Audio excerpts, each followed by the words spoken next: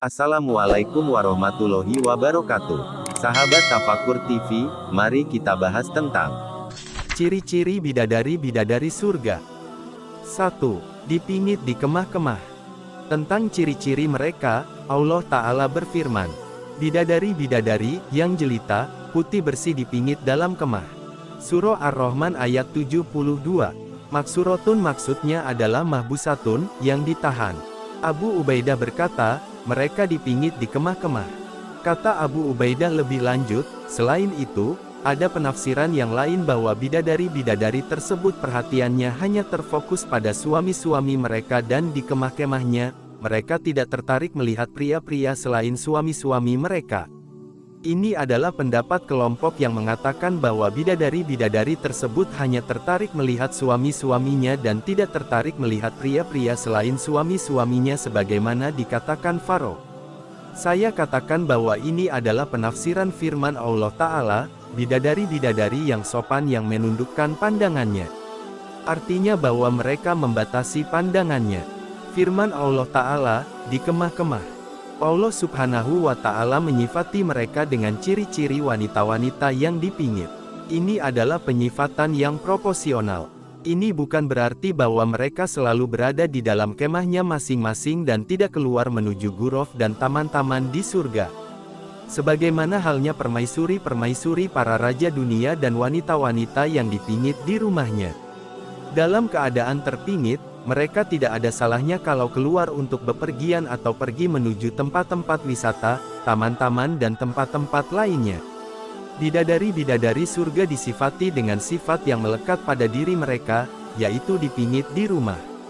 Namun mereka tetap diberi kesempatan untuk berjalan-jalan melihat-lihat keindahan taman-taman atau tempat-tempat lainnya dengan dikawal pelayan-pelayan surga. Adapun Mujahid, maka ia berkata, mereka hanya memberikan hati dan cintanya kepada suaminya masing-masing di kemah-kemah mutiara lulu. Telah disebutkan bahwa ciri pertama para bidadari bahwa mereka menundukkan pandangannya. Jadi kalau kedua ciri tersebut dipadukan berarti para bidadari tersebut selalu menundukkan pandangannya dan dipingit. Kedua ciri tersebut adalah ciri-ciri sebuah kesempurnaan. Ciri pertama, bahwa mereka menundukkan pandangannya dari melihat pria selain suaminya. Ciri kedua, bahwa mereka menundukkan kakinya dari keluar rumah untuk mengumbar aurat dan mejeng kepada pria-pria selain suaminya. 2. Cantik wajahnya dan bagus akhlaknya.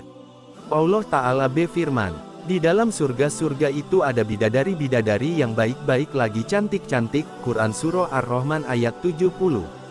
Maksudnya bidadari-bidadari tersebut baik akhlaknya dan cantik wajahnya. Waki berkata bahwa berkata kepada kami Sufyan dari Jabir dari Qasim dari Abu Bazah dari Abu Ubaidah dari Masruk dari Abdullah yang berkata, setiap orang mukmin mempunyai istri pilihan. Setiap istri pilihan mempunyai kemah. Setiap kemah mempunyai 4 pintu. Dalam setiap hari, hidangan, hadiah dan kemuliaan yang tidak pernah diberikan sebelumnya dimasukkan kepada mereka melalui setiap pintu tersebut. Ketiga-tiganya tidak ada campurannya, tidak busuk, tidak basi dan tidak menjijikkan. 3. Perawan, kaya cinta dan sebaya. Allah Ta'ala berfirman, sesungguhnya kami menciptakan mereka, bidadari-bidadari, dengan langsung. Dan kami jadikan mereka gadis-gadis perawan. Penuh cinta lagi sebaya umurnya. Kami ciptakan mereka untuk golongan kanan, Surah Al-Waqiah ayat 35-38. Qatadah dan Said bin Jubair berkata, kami ciptakan mereka sebagai makhluk baru yang belum pernah ada sebelumnya. Ibnu Abbas berkata, wanita-wanita yang dimaksud adalah wanita-wanita dunia.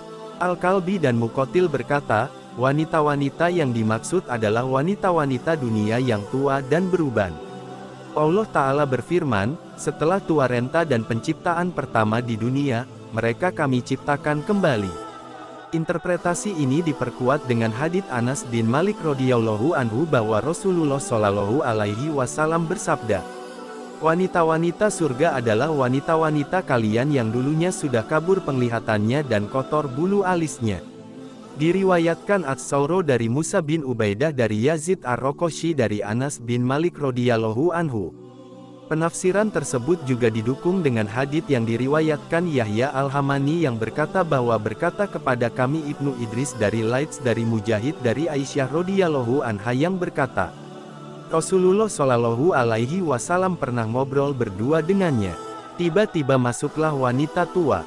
Beliau bertanya, siapa wanita tua ini? Ia adalah salah satu bibiku, jawab Aisyah.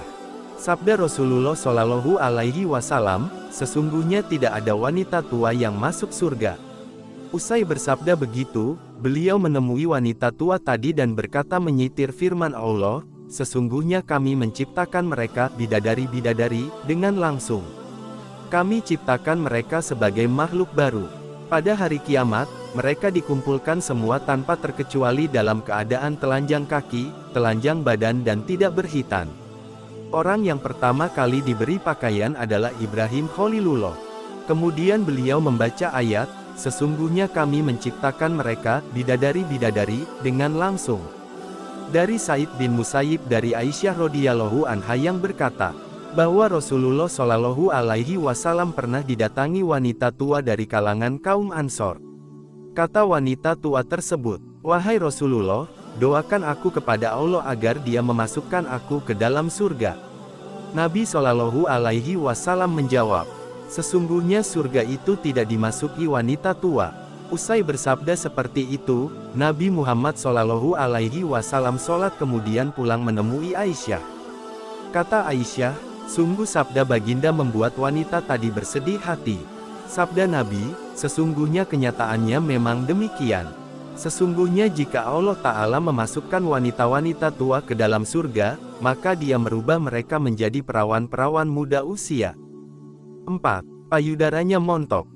Allah Ta'ala berfirman, sesungguhnya orang-orang yang bertakwa mendapatkan kemenangan, yaitu kebun-kebun dan buah anggur, dan gadis-gadis remaja yang sebaya. Surah An-Naba ayat 31-33. Kawaiba adalah kata jamak dari kata kaibun yang berarti wanita yang montok payudaranya. Qatadah, Mujahid dan pakar tafsir berkata, Al-Kalbi berkata, mereka adalah wanita-wanita yang menonjol payudaranya dan bulat. Asal muasal kata tersebut dari Al-Istidaroh yang berarti bulat. Maksudnya bahwa payudara mereka montok laksana buah delima dan tidak menjulur ke bawah. Mereka digelari nawahid dan kawaib, wanita-wanita yang montok payudaranya. 5. Kulitnya mulus. Bukhari dalam Sahihnya meriwayatkan hadits dari Anas bin Malik radhiyallahu anhu bahwa Rasulullah Shallallahu alaihi wasallam bersabda, sungguh pergi di jalan Allah pada pagi hari atau sore hari adalah lebih baik daripada dunia dan seisinya. Sungguh busur panah salah seorang dari kalian atau tempat tali panahnya di surga lebih baik daripada dunia dan seisinya. Kalau sekiranya salah seorang bidadari surga datang ke dunia, pasti ia menyinari langit dan bumi dan memenuhi antara langit dan bumi dengan aroma yang harum semerbak. Sungguh tutup kepala salah seorang wanita surga lebih baik daripada surga dan seisinya. Diriwayatkan Bukhari. Dalam Sahih Bukhari dan Sahih Muslim, disebutkan hadits dari Abu Hurairah radhiyallahu anhu dari Nabi Muhammad Shallallahu alaihi wasallam yang bersabda, sesungguhnya rombongan yang pertama kali masuk surga, wajahnya seperti rembulan pada saat purnama. Rombongan berikutnya, wajahnya bercahaya seperti bintang-bintang yang berkemilau di langit. Setiap orang dari mereka mempunyai 2 istri di mana sumsum tulang betisnya bisa dilihat dari luar. Di surga tidak ada bujangan. Diriwayatkan Bukhari dan Muslim. Dari Abu Hurairah radhiyallahu anhu dari Nabi Muhammad Shallallahu alaihi wasallam yang bersabda, setiap orang dari penghuni surga mempunyai 2 istri dari bidadari-bidadari yang bermata jelita. Masing-masing dari keduanya mengenakan 70 pakaian dan sumsum tulang betisnya bisa dilihat dari luar pakaian tersebut. Diriwayatkan Ahmad. Terima kasih telah menonton video ini. Wassalamualaikum warahmatullahi wabarakatuh.